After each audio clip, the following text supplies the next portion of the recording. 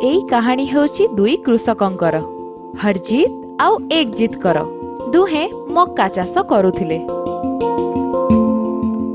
आउ सेइथिरु उत्पादन हेउथिबा मक्का को बाजार रे बिक्री करुथिले।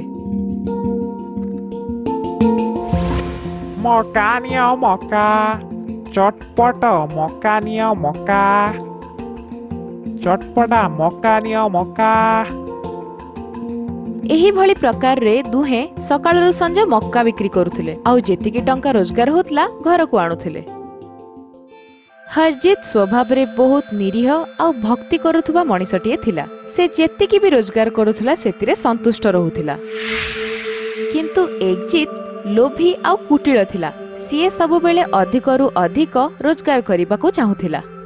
हाय एतिके टंका रे कोन मोर हेइ जिवो बस दुई समय रो खाइबा। आउ जदि कोनोसी प्रकार हरजीत एठू चली गला तेबे मो रोजगारटा दुई गुणित हेइ जिवो। जल्दी ही आर किछि गोटे फैसला करिबा को हबो।